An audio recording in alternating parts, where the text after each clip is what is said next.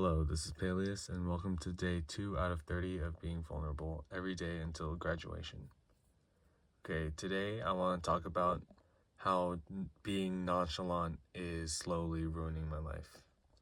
I used to pride myself in being like the cool, quiet kid, but I was a freaking loser anyways, but that's not besides the point. I'm scared that if I keep being the nonchalant guy, I'm scared that I'll eventually stop trying and doing anything, and that I will stop caring about anything.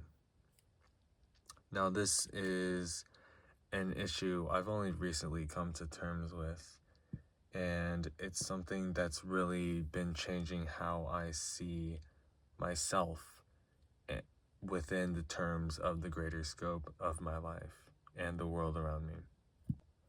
I love being the guy that everybody looks at and says, hey, that guy puts like no effort into this class and he gets like an A. Or, oh man, that guy did so good even though he's doing like barely anything for it. And I mean, it's cool and all, but when it comes down to it, it really starts weighing on you, the fact that you are doing nothing, and you get this sense of ego. If you keep doing stuff and you keep doing well, for example, if you're taking an easy class and you're getting like straight hundreds on all the homework, and that goes into your grade book and you have like a 98, right? You're going to think that you're really smart, even though the homework is really easy and that it balances the grade out really good. Eventually, I know that I will become too arrogant for my own good, and when it really matters, when I try to put effort into anything, I won't be able to because I've been conditioned not to. Yeah, sorry about the no visuals. I'll fix that. My second point, I am slowly but surely ruining my social life. Now, it may not seem like it at first when all the people say like, oh, you're so nonchalant, but I mean, that's obviously a joke, right? And also, you're not really interacting with them as much as a regular friend would. And I have really been feeling the effects of that ever since I haven't really talked to anyone. Or, not that I haven't talked to anyone, but since I never actually started talking to anyone back in the beginning of high school. And I also use the excuse of being nonchalant as a way to shelter myself and to cope with the people outside of my own brain. Another thing is that people will just drift away from me. I've had a lot of friends that I haven't really talked to since I got out of classes with them, and it's kind of sad to see like good friendships, or at least what I think is good friendships, just fizzle out because I don't put in the effort to actually maintain them. Finally, I'm setting up myself badly for the future. If I ever do decide to change my ways, and hopefully I'm going to, that's kind of the entire point of the series, I will not be ready to, because I have set myself badly by distancing myself from others and pretending to be this person that I'm really not.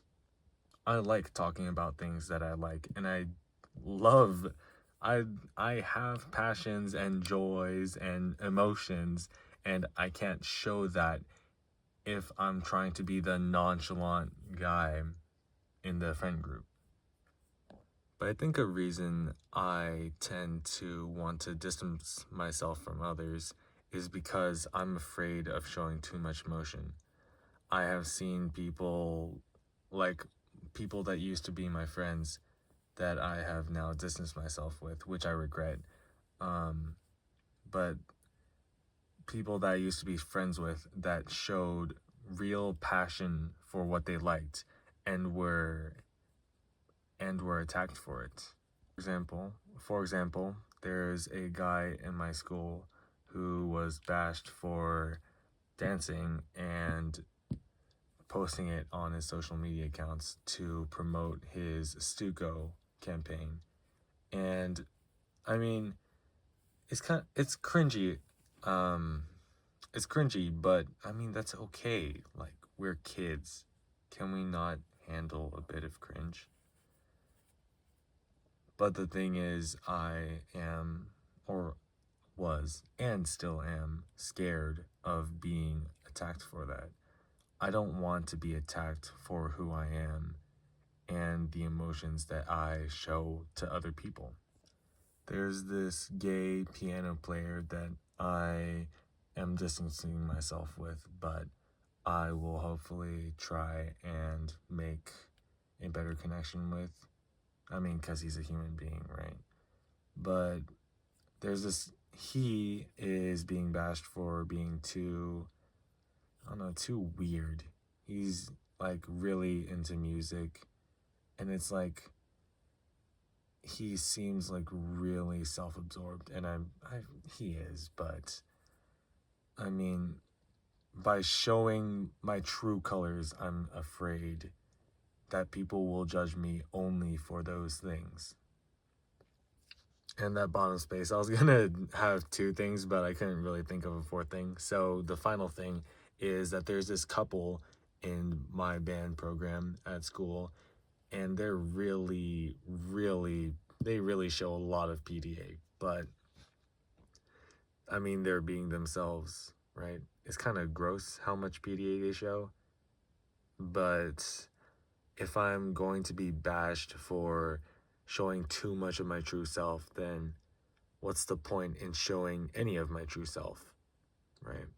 That's kind of the mindset I had when I wanted to be this kind of guy that doesn't show much emotion or any bit of my true self at all. And that's really come back to haunt me. My life through high school has been one with regrets. A lot of regrets, especially considering the fact that I basically did nothing in freshman and sophomore year besides do band and marching band and jazz band. But that's basically it. I literally stayed at home for the entire after school thing. I didn't really talk to people, and I just secluded myself like a freaking loner. And it wasn't even doing things in my free time that I really wanted to do. Most of my free time was spent watching YouTube and playing freaking Valorant or Fortnite. So I didn't really gain anything from secluding myself. And I know you may be like, oh, but Valorant is so good. No, if I just get Unreal and Fortnite, then I'll be like the top player and I can make a ton of money. But I mean, let's be realistic. Let's be realistic here, right? You aren't going to be a pro player just because you put 800 hours into a game.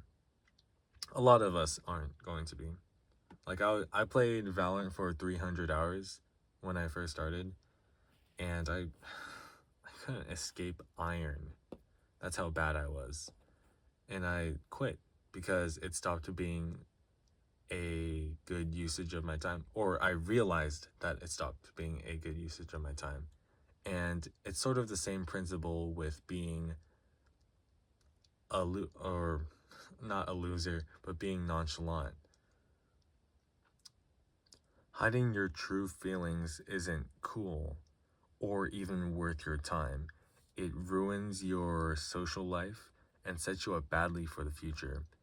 And the best thing that can really come out of it is you aura farming, but let's be honest, are we really aura farming in the great 26? And also, if you're not a freaking Chad like this guy that I just drew, and I definitely wasn't going to draw Chad Squidward, but I couldn't because I'm not artistic enough. If you're not like Arnold Schwarzenegger at his peak, you're not going to overperform by being cool and mysterious. And even being that, I've seen people who have good looks get bashed because of their personalities are horrible. My personality is horrible. I don't think I necessarily look bad, but that's my personality being what it is right now has caused me to lose relationships that I consider valuable, and I don't want to continue losing those as I grow and graduate and get into college and, grow up. And I also think that's a major factor in my decision to not want to be nonchalant anymore. Okay, I'll get that. Okay, I'll get that out of your face. Um, I think a big part of growing up is being able to show your emotions to other people, letting them know how you feel instead of bottling up your emotions until the point to which they pop. They explode out of you like a fiery lava volcano. I don't freaking know a term. Like a eruption. That's what I was trying to say. Fiery lava volcano. Oh my goodness. But yeah, learning how to share your emotions with the people that you care about is a really important, at least in my opinion, factor to grow as a person and in life. Sorry about the lack of visuals again, but I can't really think of anything to draw right now. I'll draw later.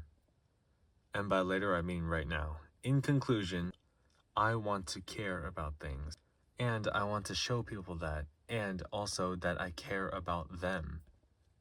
I think the biggest point of it, though, is that I don't want to keep being a loner. Acting cool and all is cool until you realize that you don't really have any friends. Any close friends, at least, that you can actually talk to. And that's something that I want to get, you know? I want to have someone that I can share, like, a lot of my thoughts with. Because, let's face it, processing your thoughts by yourself is not as healthy as doing it yourself and talking to other people about them. But that's kind of off topic. So, yeah, the basic gist of it is that I want to be social. I don't want to hang out by myself and do things by myself because a lot of things are done better with people. You think the Manhattan Project, and I know this is a really big step in logic. Do you think the Manhattan Project would have been finished if Albert Einstein worked on building the nuclear bomb alone? Think about that for a second. But yeah, being a nonchalant person that doesn't talk to anybody, a nonchalant, by the way, not nonchalant, a nonchalant person. Being a nonchalant person like that is really bad for yourself, for the people around you, and your future growth. And for my future growth as well. I don't know why I'm saying your. I'm talking about me here. This is all about me. But yeah, I would rather live 100 lives with other people than. Wait. I would rather live one life with other people than 100 lives by myself. That's all I was gonna say. Oh my gosh, how did I mess that up that bad? Blooper. Yeah, I just don't want to keep spending so much time with myself. I want to start making strides in talking to my family more, getting closer with them, and getting closer to the friends I haven't really talked to in months or even years or even weeks. Yeah, I really need to work on that. Okay, but that is going to be it for this video. It is like 11 p.m. right now. Right, my Apple Watch is on sleep mode. And I'm going to do this last thing where I say one thing I'm grateful for. I have been doing this almost every day for I think the past 2 months or the past 1.5 months, I think. But today I am grateful for, let's see, I didn't really think of one thing. I'm grateful for soft pretzels. Soft pretzels and, what's it called? What's that cheese? That soft cheese? Fondue? Pretzels and fondue. I think that's what it's called. Fondue. Cheese fondue. Yeah, I'm grateful for those two things. I will see you tomorrow for day 3 out of 30. Peace.